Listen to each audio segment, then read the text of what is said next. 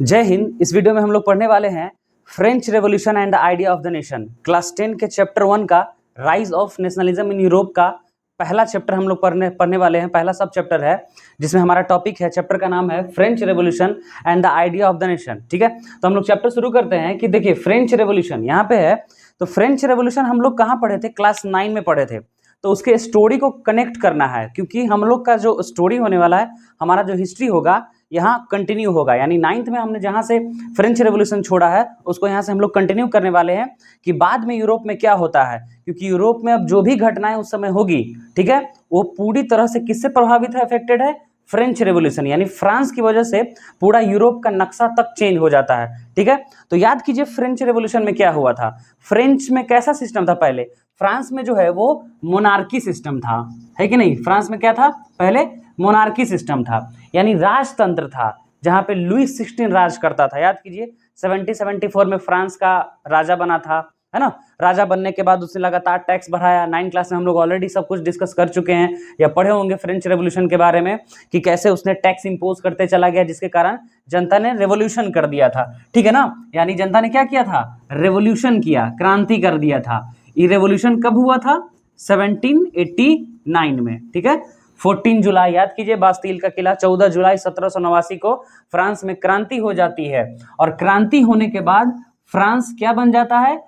Constitutional monarchy. France बन जाता है कॉन्स्टिट्यूशनल मोनार्की। ठीक है, यानी ये बन जाता है संवैधानिक राजतंत्र। ये कब बना था? 1791 में। ठीक है, हम लोग 9 को रिकैप कर रहे हैं फ्रेंच रेवोल्यूशन के, क्योंकि हम लोग उसी के हिस्ट्री को कनेक्ट करने वाले हैं कि आइडिया ऑफ द नेशन, राष्ट्र वाला विचार कैसे आएगा। ठीक है, तो देखिए फ्रांस के क्रांतिकारियों ने, यानी पहले फ्रांस में मोनार्की सिस्टम था, रेवोल्यूशन हुआ 1789 में, और बाद में उसका आउटकम फ्रांस क्या बन जाता है? कॉन्स्टिट्यूशनल मोनार्की, यानी संवैधानिक राजतंत्र, कि राजा पे अंकुश लगा दिया कि अब तुम संविधान के हिसाब से शासन करोगे। पहले मोनार्की सिस्टम में राजा मनमर्जी करता था, अब जो है उसको संविधान थमा दिया गया था 1791 में। लेकिन यहाँ पे भी सिनेरियो ऐसा बनता है कि सक्सेस नहीं हो पाता है, मोनार्की को पूरी तरह से एबोलिश कर देता है, खत्म कर देता है, और फ्रांस बन जाता है रिपब्लिक, गणतंत्र बन जाता है फ्रांस। ठीक है ना, ये कब बनता है? तो 1792 में।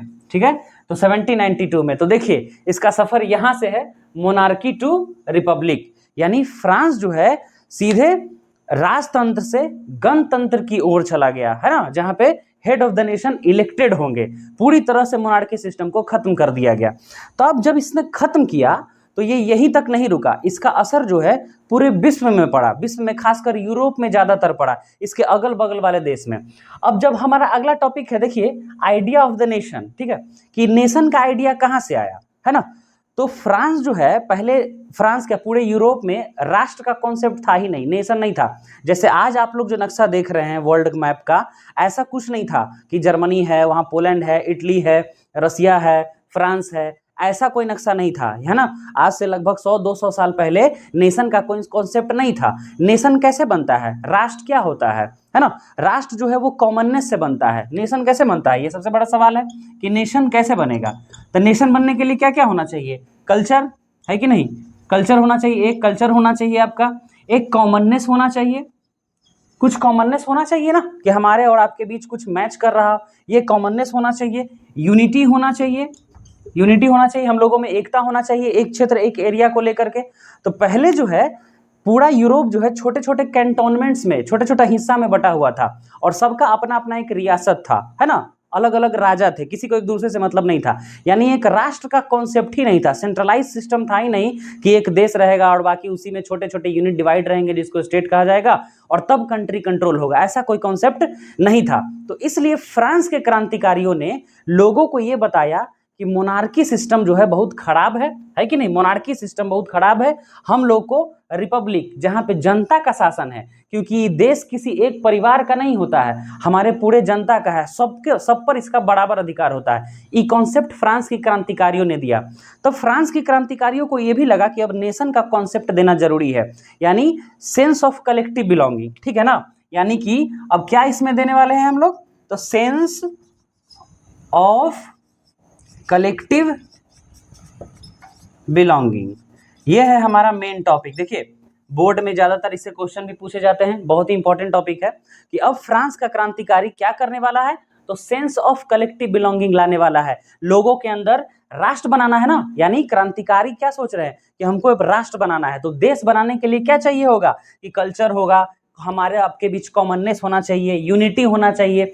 इन सब चीज को लाने के लिए रेवोल्यूशनरीज ने क्या किया, है ना, मतलब इसको हम एक वर्ड में कह सकते हैं कि sense of collective belonging. Sense मतलब हमारे अंदर एक विचार होना चाहिए कि हम एक ही जगह के हैं, हमारा विचारधारा एक है, आइडियोलॉजी एक है, हमारी पहचान एक है।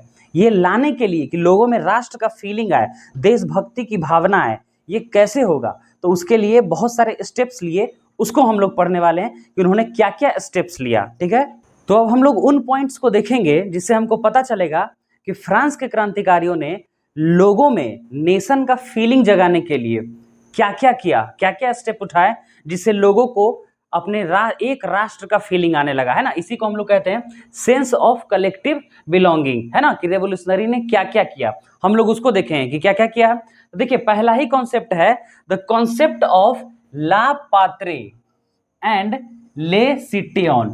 ला पात्रे का क्या मतलब होता है, ला पात्रे का मतलब होता है फादरलैंड, ये फ्रेंच लैंग्वेज है, इसको हम लोग कहते हैं फादरलैंड। ठीक है, ला पात्रे का मतलब होता है फादरलैंड, ठीक है।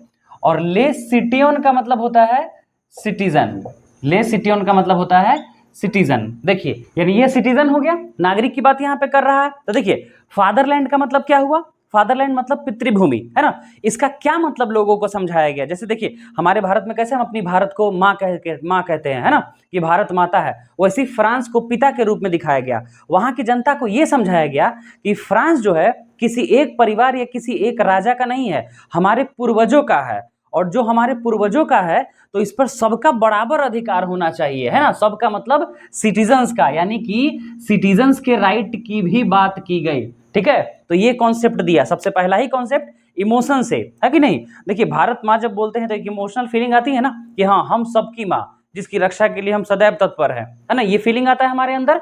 तो यही फीलिंग जगाने के लिए राष्ट्र का फ्रेंच रेवोल्यूशनरी ने क्या किया, ला पात्रे यानी कॉन्सेप्ट ऑफ फादरलैंड दिया, पितृभूमि का, और ले सिटियन यानी सिटीजन का, नागरिक का, कि सभी नागरिक बराबर होते हैं, कोई ऊंच नीच नहीं होता है। क्योंकि जानते होंगे आप फ्रांस में क्या था, first state, second state, third state, जिसमें फर्स्ट और सेकंड स्टेट को, समाज जो है बटा हुआ था, फर्स्ट और सेकंड स्टेट को विशेषाधिकार प्राप्त था, स्पेशल प्रिविलेज प्राप्त था, और थर्ड स्टेट को ही टैक्स पे करना पड़ता था, उसका हालत ज्यादा खराब था, यानी जनता के बीच डिस्क्रिमिनेशन होता था।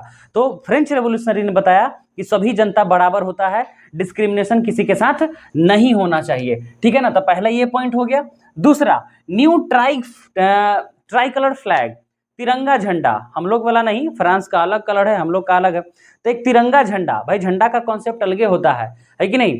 अगर आपके हाथ में तिरंगा झंडा है, आप तिरंगा झंडा को देखते हैं तो एक अलग ही इमोशन आता है, एक अलग ही फीलिंग आता है। क्रिकेट मैच आप लोग देखते होंगे ग्राउंड में कि अगर भारत पाकिस्तान के, खासकर भारत पाकिस्तान का जो मैच होता है बहुत गहमा गहमी वाला होता है, उसमें देखिएगा दर्शक लोग जो होते हैं, जो ऑडियंस होते हैं, जो मैच को देखने आए हैं, वो क्या करते हैं, अगर बगल में पाकिस्तान वाला बैठा हुआ है पाकिस्तान का झंडा लेके, तब फिर आप भारत का झंडा लेके बैठे हो, अलग ही माहौल होता है कि नहीं।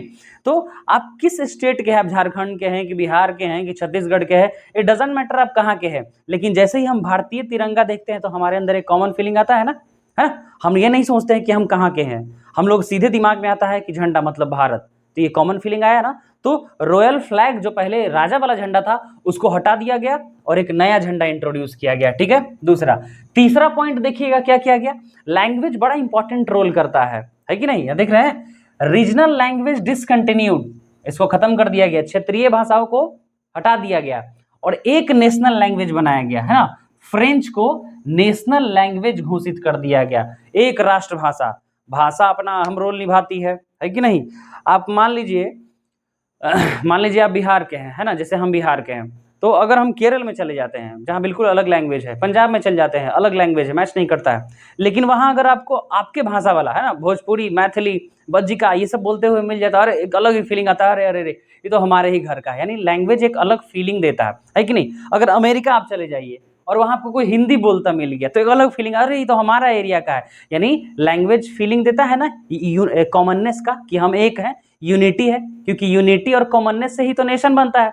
तो इसीलिए भाषा को भी इसमें ऐड किया गया। क्या किया गया?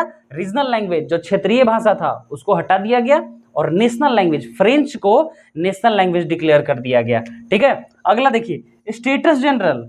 स्टेटस जनरल का नाम याद है? ये वही स्टेटस जनरल है जो पूरा नियम और कानून बनाता था फ्रांस का, जिसमें तीनों स्टेट के रिप्रेजेंटेटिव होते थे और जिसका अध्यक्ष कौन होता था? राजा, है ना।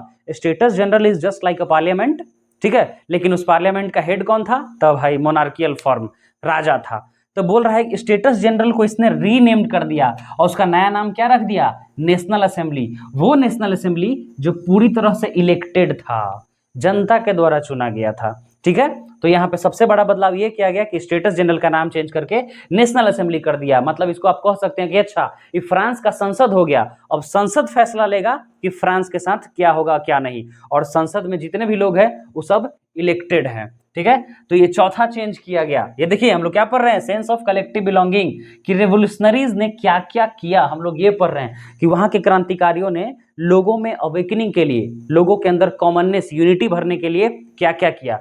तो अब तक हम लोग 4 पॉइंट देखे। 5वां देखिएगा, बड़ा इंपॉर्टेंट है ये, measuring and weighing standard system. ठीक है ना, इसको स्टैंडर्डाइज कर दिया गया, यूनिफॉर्म कर दिया गया। होता ये था, मेजरिंग मतलब मापना, वेइंग मतलब तौलना। नाप तौल की व्यवस्था अलग अलग थी फ्रांस में। होता ये था कि फ्रांस के ही किसी एक यूनियन से, यानी फ्रांस में मान लीजिए छोटा छोटा यूनियन बटा हुआ है, तो कहीं और पे चला गया तो कुछ और है।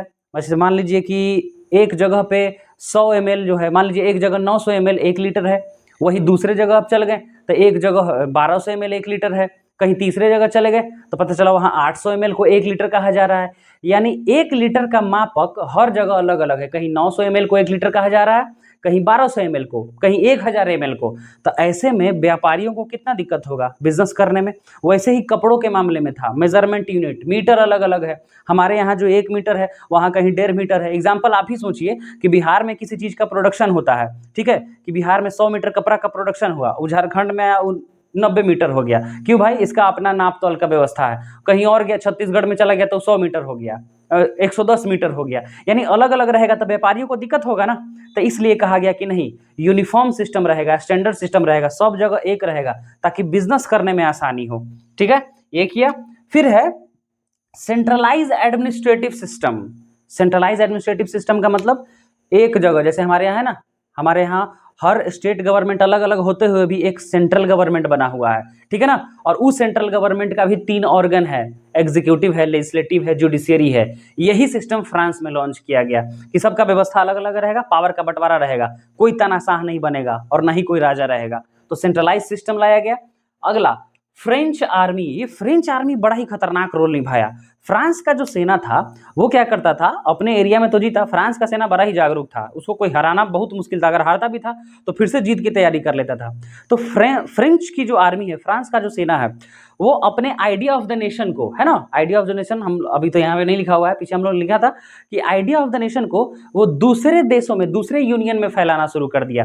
यानी यूरोप के बाकी कंट्री को भी मोटिवेट करना शुरू कर दिया कि भाई तुम भी राष्ट्र बन सकते हो, है ना, कि French army spread the idea of the nation. ये पूरे यूरोप में फैला रहा है कि आइडिया ऑफ द नेशन, राष्ट्र बनो।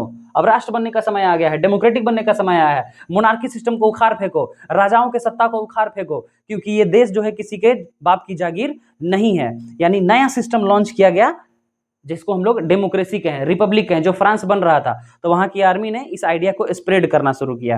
And the last one, new national anthem. भाई नेशनल एंथम का बहुत रोल है। आप किस राज्य के हैं, भारत में ही देख लीजिए, आप किस राज्य के हैं, इट डजंट मैटर आप किस राज्य के, जैसी नेशनल एंथम बनता है कि अंदर से फीलिंग आना है, रिस्पेक्ट वाला फीलिंग आता है, सब लोग खड़े हो जाते हैं, अटेंशन हो जाते हैं कि नहीं भाई हमारा राष्ट्रगान बज रहा है। आप केरल के हैं कि पंजाब के हैं, डजंट मैटर। क्रिकेट मैच होता है या सिनेमा हॉल में देखते होंगे कि अगर स्टार्ट हो रहा है नेशनल एंथम से तो किस राज्य का है, कहाँ का है, कौन क्षेत्र का है, डजंट मैटर, वो भारत का है, भारत के सम्मान में वो खड़े होते हैं। तो नेशनल एंथम से एक फीलिंग आता है कॉमननेस का, यूनिटी का। ठीक है, तो ये सारे पॉइंट्स है। जनरली ये सीबीएसई बोर्ड में आस्किंग क्वेश्चन है लॉन्ग आंसर टाइप में, तो इसको ध्यान रखिएगा कि फ्रेंच रेवोल्यूशनरीज ने idea of the nation create करने के लिए फ्रांस में क्या क्या किया, तो यही सब पॉइंट है, यानी सेंस ऑफ कलेक्टिव बिलोंगिंग। ठीक है, तो हम लोग मिलते हैं अगले वीडियो में, इसके अगले पार्ट में, दैट इज नेपोलियन कोड।